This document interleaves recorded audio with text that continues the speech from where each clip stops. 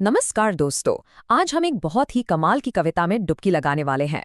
नाम है a coast view और इसके कवि हैं चार्ल्स हार्पर। चलिए साथ मिलकर इसकी हर एक लाइन के पीछे छुपे राज को समझते हैं। एक सवाल है आपसे।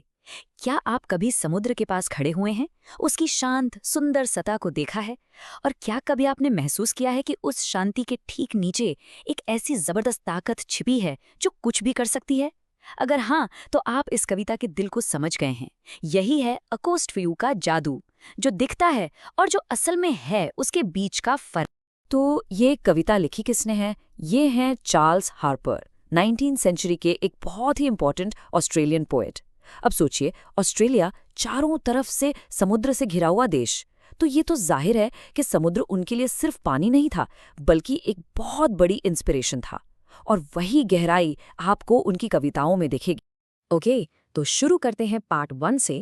सबसे पहले हम ये समझेंगे कि आखिर कवि हैं कहाँ, वो किस जगह से इस पूरे नज़ारे को देख रहे हैं। सीन को सेट करते हैं। कविता की शुरुआत होती है इन लाइन से। यहाँ shelves of a grey Cliff का मतलब है एक बड़ी सी चट्टान जिसमें लेयर्स हैं, जैसे किसी अलमारी में शेल्व्स होते हैं। और राइजिथ, ये बस राइजेज यानी उठना का एक पुराना पोएटिक तरीका है कहने का। तो कवि एक ऊंची लेयर्ड चट्टान पर है। और फिर आता है ये फ्रेज, बैबिलोनियन मास। ये बहुत पावरफुल है दोस्तों। सोचो, प्राचीन बैबिलोन की विशाल मजबूत इमारतें, ऐसी इमारतें जो हजारों साल तक खड़ी रहीं। हार्पर उस चट्टान को एक मामूली पत्थर नहीं कह रहे, वो कह रहे हैं कि ये चट्टान बैबिलोन की इमारतों जैसी विशाल, प्राचीन और ऐसी है जिसके सामने आप खुद को छोटा महसूस करें। तो विशाल चट्टान पर वो कहाँ बैठे हैं? इन अ बेंच्ड क्लेफ्ट, यानी चट्टान के बीच एक ऐसी जगह जो एक बेंच की तरह है। Perfect spot. लेकिन सबसे इंपॉर्टेंट शब्द है अगला, आई सिट अलोन। मैं अकेला बैठा हूं। यही अकेलापन उन्हें इस पूरे दृश्य से जुड़ने का, उसको महसूस करने का मौका देता है। और ये जगह ऐसी वैसी नहीं है। कवि कहते हैं ये ग्रे बियर्ड टाइम, यानी बूढ़े समय की कुर्सी जैसी है। यहाँ समय को एक इंसान बना दिया गया है, एक सफेद दाढ़ी वाला बूढ़ा आदमी। इससे सोचिए क्या फील आती है। ऐसा लगता है कि कवि उस जगह पर बैठे हैं जो इतनी पुरानी है, इतनी प्राचीन है, जैसे खुद वक्त वहां बैठता हो। ऑलराइट, तो हमें पता चल गया कि कवि कहाँ हैं। अब आते हैं पार्ट 2 पर। चलिए देखते हैं कि उन्हें सामने क्या दिख रहा है। वो मैग्निफिसेंट ड्रीम लाइक ओशन। वो उस समुद्र को देखते हैं विद अ कीन वंडरिंग हैप्पीनेस, मतलब एक ऐसी खुशी जिसमें हैरानी भी है और क्यूरियोसिटी भी। उनकी आंखों के सामने समुद्र एक वास्ट लूमिनस प्लेन जैसा है, एक बहुत बड़ा चमकता हुआ मैदान जो होराइजन तक, यानी उस जगह तक फैला है जहां आसमान समुद्र को छूमता हुआ लगता है। पर ये सीन स्टैटिक नहीं है, रुका हुआ नहीं है।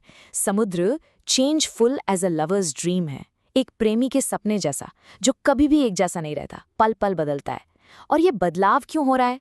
क्योंकि रोशनी और परछाई, लाइट एंड शेड, समुद्र पर एक डांस कर रहे हैं, हर पल नए नए पैटर्न्स बना रहे हैं। इसका मतलब क्या है? जहां जहां बादल हैं वहां बिलोज, यानी समुद्र की बड़ी बड़ी लहरें गहरे रंग की हो जाती हैं, डार्कन। और जहां धूप उन पर गिरती है वो शिमर ब्राइट, यानी चमक उठती हैं। और ये सब हो रहा है एक मेजरलेस एक्सपेंस पर, एक ऐसी जगह जिसका कोई अंत नहीं दिखता। तो अब तक का सीन क्या है? बिल्कुल परफेक्ट। समुद्र एकदम शांत है, सुंदर है। ऐसा लग रहा है जैसे उसे तूफान का कोई ख्याल तक नहीं है। Dreamless of a stormy hour. सब कुछ पीसफुल है। लेकिन क्या हमेशा जो दिखता है वही सच होता है? बिल्कुल नहीं। और यहीं से कविता एक ड्रामेटिक टर्न लेती है।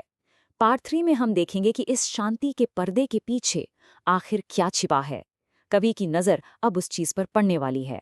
और ये टर्न बस इस एक पुकार से आता है, येट ओ गॉड। ये छोटा सा शब्द येट यानी लेकिन पूरे सीन का मूड पलट देता है। ये एक झटका है, एक अचानक रियलाइजेशन, जैसे कवि की आंखों से पर्दा हट गया हो। तो है शांत चमकते चेहरे के नीचे क्या है?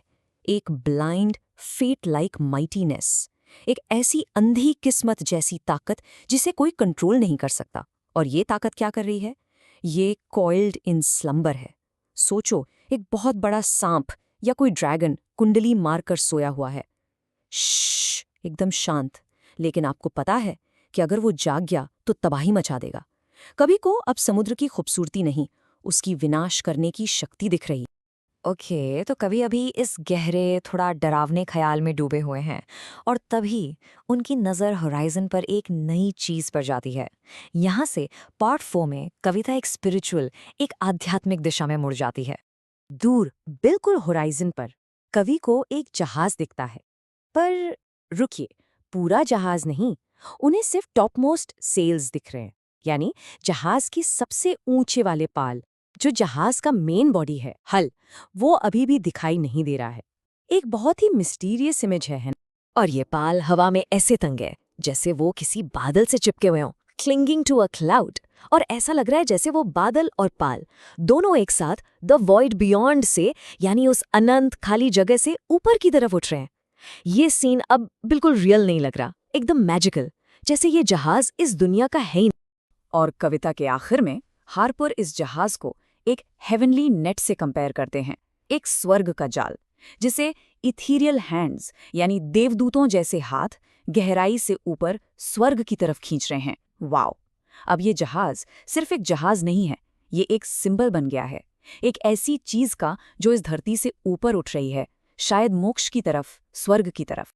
तो इस पूरी कविता से हमने क्या क्या सीखा? चलिए पार्ट 5 में इसके मेन थीम्स और टेकअवेज को जल्दी से समराइज करते हैं। तो इसके मुख्य थीम्स क्या हैं? पहला, द ओशंस डुअलिटी, यानी हर चीज के दो पहलू होते हैं, समुद्र का शांत चेहरा और उसके नीचे छिपी ताकत। दूसरा, द इंडिविजुअल वर्सेस वास्टनेस, एक अकेला इंसान और उसके सामने इतनी बड़ी विशाल प्रकृति। तीसरा, टाइम एंड डिविनिटी, हमने टाइम को देखा, गॉड की पुकार सुनी और हेवनली जहाज को देखा। ये सब इस सीन को एक स्पिरिचुअल मीनिंग देते हैं। और आखिरी, नेचर्स शिफ्टिंग मूड्स, प्रकृति का मूड हमेशा बदलता रहता है, बिल्कुल लवर्स ड्रीम की तरह। और आखिर में ये कविता हमसे एक बहुत गहरा सवाल पूछती है। सोचिए इस बारे में, जैसे समुद्र के शांत दिखने के पीछे इतनी पावर छिपी है, क्या हमारी अपनी लाइफ में भी हमारे शांत चेहरों के पीछे ऐसी ही अनजान गहराइयाँ, ऐसी ही छिपी हुई ताकत नहीं है? ये सोचने वाली बात है। अगर आपको ये गहरा विश्लेषण पसंद आया तो ऐसे और कंटेंट के लिए ज़रूर सब्सक्राइब करें। हमारे साथ इस खूबसूरत कविता को एक्सप्लोर करने के लिए आपका बहुत बहुत शुक्रिया। Thank you.